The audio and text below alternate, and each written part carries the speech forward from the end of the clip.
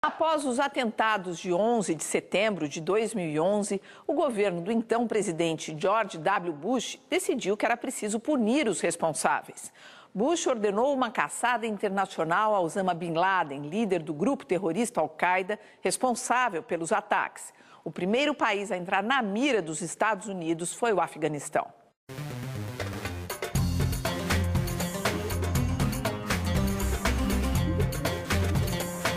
No dia 7 de outubro de 2001, menos de um mês após o atentado contra as Torres Gêmeas em Nova York, tropas norte-americanas, com apoio da Inglaterra, Espanha e outros países da Europa, invadiram o Afeganistão.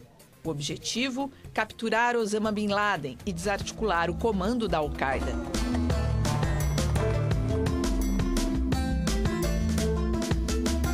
De quebra, derrubar o regime que estava no poder naquele momento no Afeganistão, comandado pelo Talibã, milícia radical muçulmana que dava apoio a Bin Laden.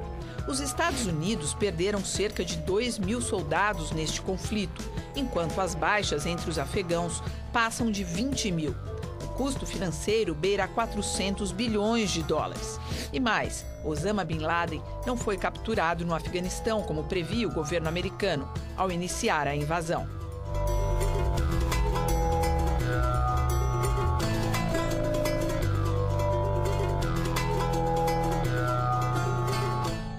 A descoberta de que o terrorista Osama Bin Laden, fundador da Al-Qaeda, estava escondido no Paquistão, onde foi morto, surpreendeu os Estados Unidos, que o procuravam no vizinho Afeganistão.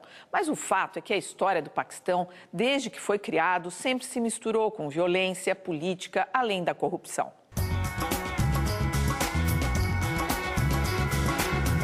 Domingo, 1º de maio, quando 4 helicópteros dos Estados Unidos invadiram o espaço aéreo do Paquistão e chegaram à pequena cidade de Abbottabad, onde Osama Bin Laden estava escondido. Em poucos minutos, o Comando Especial da Marinha Americana invadiu a casa e matou Bin Laden. Também feriu outros ocupantes da residência e se retirou, levando o corpo do terrorista jogado ao mar horas depois. Terminava, assim, uma caçada iniciada em 11 de setembro de 2001, quando os extremistas da Al-Qaeda destruíram as Torres Gêmeas em Nova York, matando 3.000 pessoas no maior atentado terrorista da história.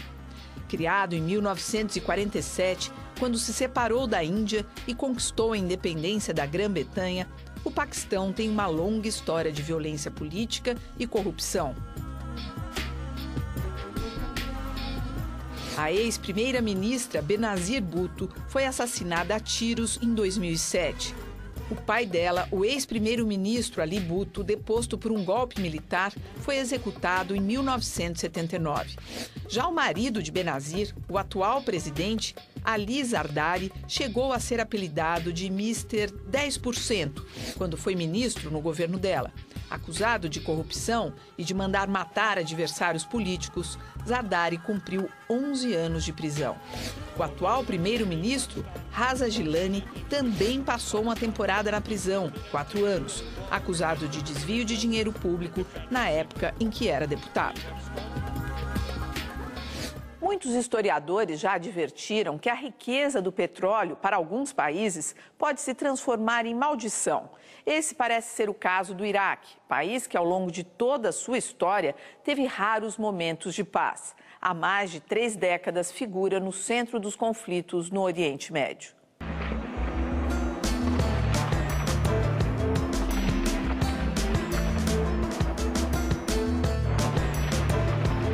Após a independência da Inglaterra, em 1932, o Iraque sempre foi governado por regimes autoritários.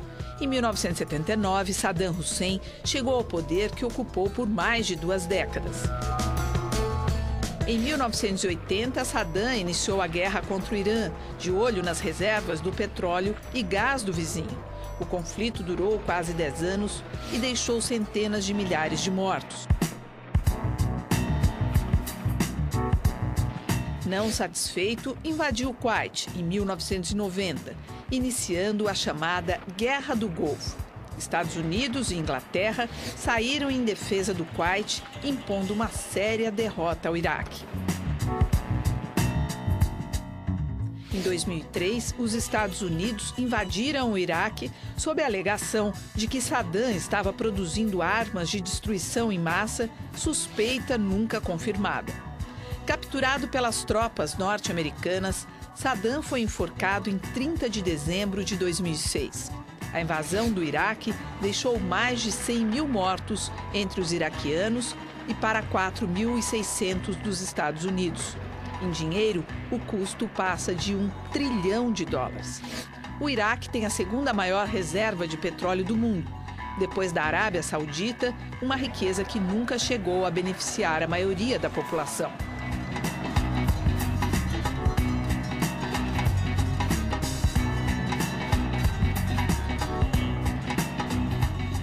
As revoltas no mundo árabe estão levando milhares de pessoas a abandonar seus países em busca de uma vida melhor, longe das áreas de conflito. Elas saem desta região aqui, olha, que é o norte da África, onde estão a Tunísia e a Líbia, e vão em direção à Europa. A primeira parada é esta ilha, a ilha italiana de Lampedusa. Olha a Itália aqui, ó, no formato da bota.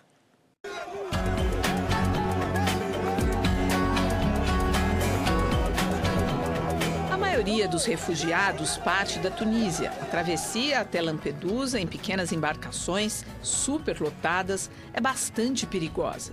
Já ocorreram naufrágios que deixaram dezenas de mortos. Os barcos levam até 12 horas até alcançar águas italianas. Lá são facilmente localizados pelas patrulhas navais da Itália e levados para acampamentos provisórios. Desde o início do ano, quando começaram as revoltas no mundo árabe, cerca de 30 mil pessoas já passaram por ali.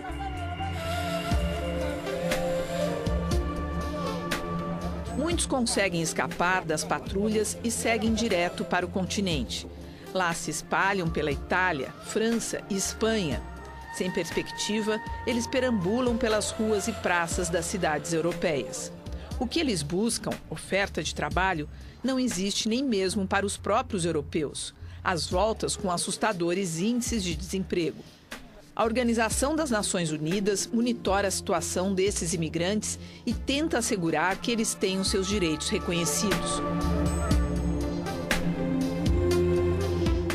Vamos agora abrir algumas janelas para esse mundo. Vamos ouvir opiniões de quem tem raízes no norte da África ou Oriente Médio e que acompanham atentamente os fatos nesta região. And so, overall, I think one has to conclude that the situation in Acima de tudo, se conclui que a situação nos territórios ocupados se mantém terrível como sempre foi.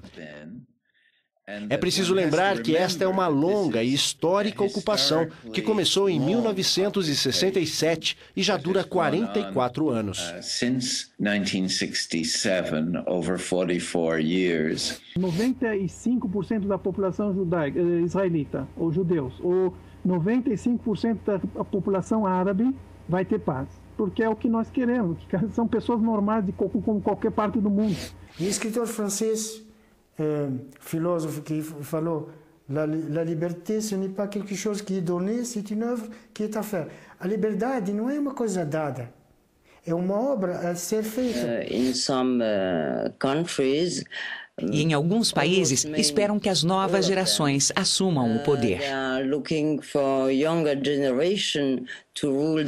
A perenização de governos, isso é uma doença bastante séria, nunca deve existir mais em nenhum país, não só do Oriente Médio, mas do mundo inteiro. Estamos vivendo num momento muito difícil, mas a vitória das forças de paz e de cooperação entre os povos sempre vão vencer, questão de tempo.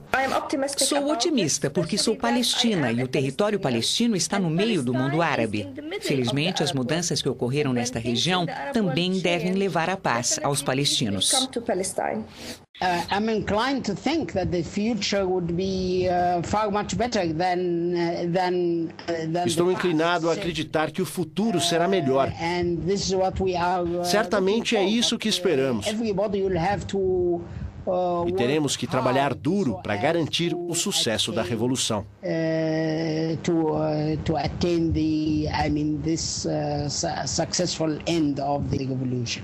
Esta edição especial sobre a revolução no mundo árabe termina aqui. O que nós buscamos ao longo deste programa foi fazer um rápido retrato dos acontecimentos nesta parte do mundo.